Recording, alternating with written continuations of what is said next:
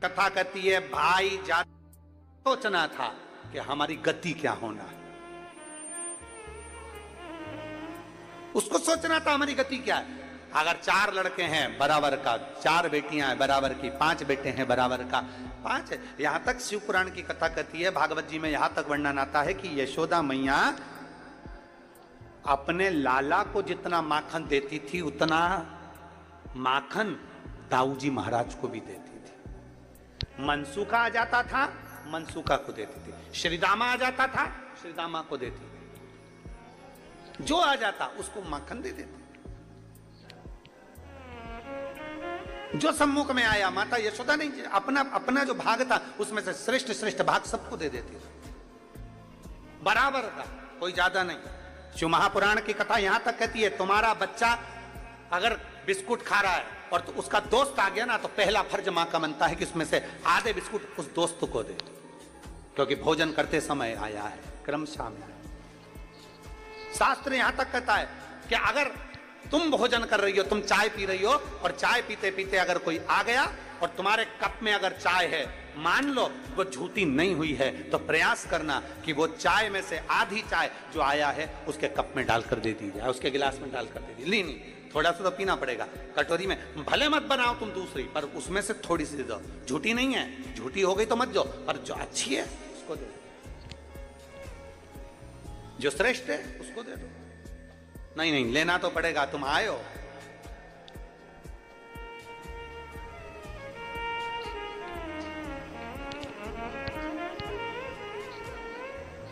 भोजन करते समय थाली में बाल आ जाए, भोजन करते समय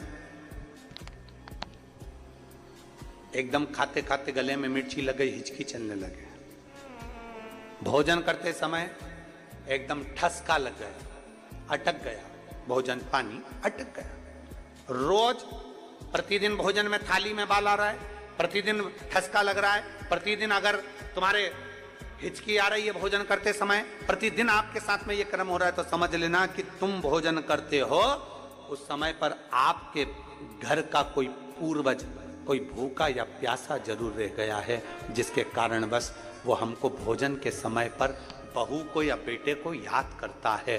तो फिर करना क्या है, फिर क्या कर सकते हैं। हिचकी आ रही है, भले मिर्ची खा ली, मिर्ची ना खा तो भी हिचकी आ गई, ठसका लग गया भोजन करते समय, और रोज लग रहा है, हर 2 दिन में, हर 3 दिन में ठसका आ जाता है। भोजन करते समय हर 3 दिन में थाली में बाल आ जाता है, भोजन करते समय हर 2-3 दिन में थाली में बाल पड़ा हो जाता है, हर भोजन करते समय हमारे को कुछ ना कुछ हिचकी चलने लगती है। हर 2-3 दिन में अगर ये क्रम हो रहा है तो समझ लो हमारा कोई पूर्वज, हमारा कोई पित्र, हमारे घर का कोई पूर्वज जो है कि नहीं है, वो हमारे को कहीं ना कहीं से भूखा है और भोजन का भाग मांग रहा है। फिर एक प्रयास करके देखो, फिर एक प्रैक्टिकल करके देखो, फिर एक प्रयास करो। चावल की छोटी सी एक कटोरी, उस कटोरी में धान भर लीजिए चावल, उसमें एक लौंग और एक बेलपत्र, बस ये रख लीजिए। जो हंडा होता है घर में, पानी का मटका होता है, पितरों का जो स्थान होता है जहाँ पानी पीते हैं अपन, मटका, हंडा, टंकी, बाल्टी, जो भी हो। आजकल तो लोग आरओ लगा लिए हैं, तो नीचे भी तुम मटका रखते होगे, हंडा रखते होगे, टंकी रखते होगे, उसी के पास में वो कटोरी रख दीजिए। 14 की रात्रि, अमावस्या के दिन उस कटोरी का चावल, बेलपत्र, ये सब शिव मंदिर के अंदर आप कोई भी एक स्थान पर, कोई दोने के अंदर रखकर या कागज के अंदर रखकर, शिव स्थान पर, शंकर के मंदिर में शिवलिंग को केवल स्पर्श कर कर जमीन पर ही उसको कागज में या दोने में, उसको जहां जलाधारी होती है वो जलाधारी के पास में गणेश वाले स्थान पर, गणेश वाली जगह पर उसको रख दें। गणेश वाली जगह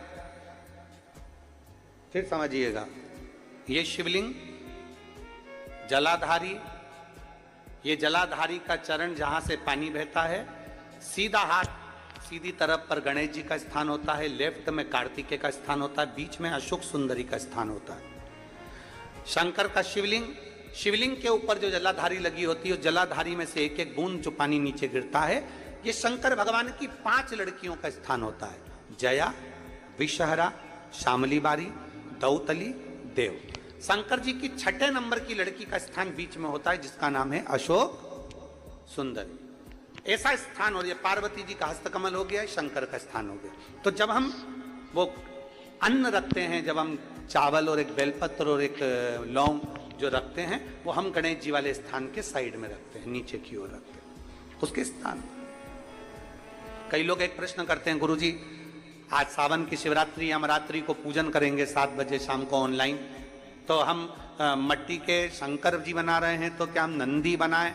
हम शंकर जी बना रहे हैं तो क्या हम गणेश जी बनाएं?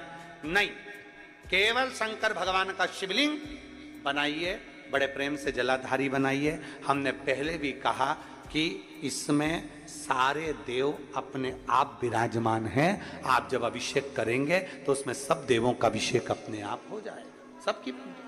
हाँ, पूजन के सामान में 3 सुपारी लिखाई है, उसमें से 2 सुपारी में से एक गणेश जी गोरा जी अपन बनाएंगे, उसका पूजन करेंगे, और 1 सुपारी से अपन संकल्प छोड़ेंगे।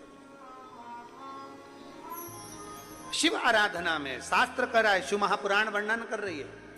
आप अगर भोजन कर रहे हो और भोजन करने में आपको बार बार हर 2 दिन में 3 दिन में बाल आ रहा है भोजन की थाली में, सब सफाई से भोजन बनता है। ऐसा कोई मेरी जीजी नहीं है जो बिना सफाई के भोजन नहीं बनाती, सब सफाई से बनाती है, सब अच्छे से बनाती है, सब अच्छे प्रेम से बनाती है, और सब सफाई से भोजन बनाती है।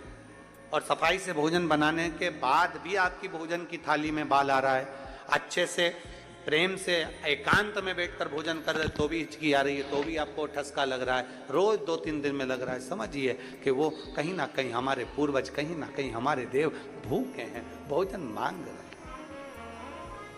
भोजन मांग। और मैंने तेरे ही भरोसे बाबा, तेरे ही भरोसे हवा बिच उड़ती जावांगी, बाबा डोर हथो छड़ी ना मैं कटी जाऊंगी, भोले मैं तेरी।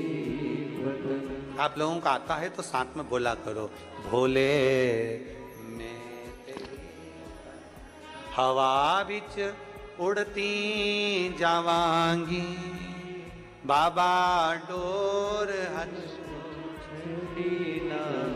कटी जाऊंगी, भोले मैं तेरी, शंभो मैं तेरी। 3 जगह स्मरण आपके सम्मुख में।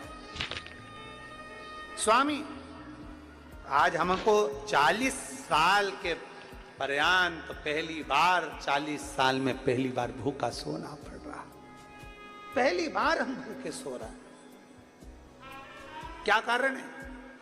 अभी आपको कथा में कहा, सालों से इंतजार कर रहे थे, और शिव महापुराण की कथा यदि सावन के महीने में यहां बैठकर अगर सुनने को मिल रही है तो समझना कि हमारे पूर्वजों का कोई पुण्य फल होगा। सालों से इंतजार कर रहे थे। कई एक पत्र लिखा है, अगस्त से श्रावण की शिवरात्रि के दिन जो कथा का लाभ, पहले दिन की कथा का श्रवण कर रहे हैं, उन सब से निवेदन करेंगे, बन सके अपने जीवन में श्रावण के महीने में भूल से भी अगर पार्थिव शिवलिंग का निर्माण हो जाता है, भूल वश भी हम शंकर के पार्थिव लिंग का निर्माण कर लेते हैं, तो वो जीव कहीं ना कहीं सुख प्राप्त करता ही है, उसका फल उसको मिलता ही है, वो सुख मिलता ही है। बोल बम का नारा है। किसी से डर के बोल रहे हो क्या? तो फिर आवाज खोलकर बोलो, हम भी तो बोल रहे हैं। बोल बम का नारा है, सारी समस्या का हल। वीआईपी बन के नहीं बैठना अपने को। कई माताएं वीआईपी बन के ताली भी बजाएंगी तो ऐसे धीरे धीरे लोग क्या कहेंगे, ना ना, हलमस्त होकर बड़े प्रेम से जैसे सुनते हो वैसे ही सुनो, आनंद के साथ। आपन तो अड़भंगे, हम तो भोलेनाथ जी के भगत जैसे सुनो कि शंकर के भगत हैं, बाबा के भगत हैं, बड़े प्रेम से आनंद लेना है। बिल्कुल ऐसे मुसद्दीलाल जैसे नहीं बैठना है। तो मुसद्दीलाल जैसे बैठ गए, मालूम पड़े अब ये भी कुछ नहीं बोल रही, ये भी कुछ नहीं बोल रही, तो अब उसने धीरे से ताली बजाई तो तुमने भी ज्यादा ज्यादा तेज बजा दूंगी, लग गई तो। अरे ताली बजाने का भी पुण्य है हमारे यहाँ, इसलिए किसी मंदिर में ताली का पुण्य बताया नहीं गया, पर शंकर की कथा में और शिव पुराण में ताली का पुण्य है। शंकर के मंदिर में भी ताली का पुण्य है। तो वो माताओं को आता है ना, मुझे बाल में से वो जुआ निकाल और उसको ऐसा निपटा देती। उसी तरह जब पाप कथा सुनते समय हमारा पाप हमारे सम्मुख में आता है, और जब हम शंकर के मंदिर में, शिवालय के सामने, शिव के सामने या शिव पुराण में जब ताली का नाद करते हैं, पाप छिन्न हो जाता है। बोल बम का नारा है, सारी समस्या का हल। कोई है, कोई जल्दी बनता है, शिव को जल चढ़ाने वाला एक दिन से जरूर बनता, प्राप्त होता है।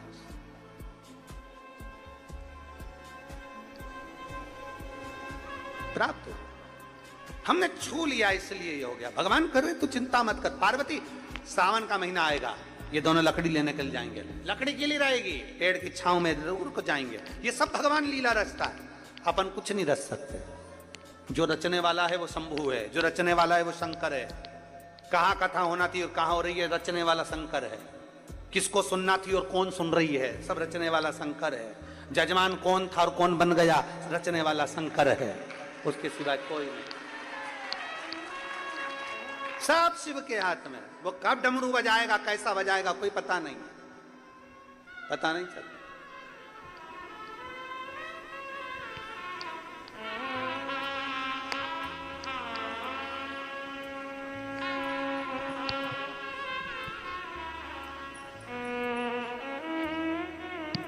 अभी हम इधर से आ रहे थे तो एक माता जी बूढ़ी बूढ़ी सी और एक माँ। शंकर के बिना क्या संभव है, शिव के बिना क्या संभव है, कुछ भी संभव। शंकर भगवान ने पार्वती जी से कह दिया, समय पलटेगा, यह सावन का महीना आएगा, ये पेड़ के नीचे जाएंगे, पानी से बचेंगे, वही मिट्टी का ढेरा बना लेंगे।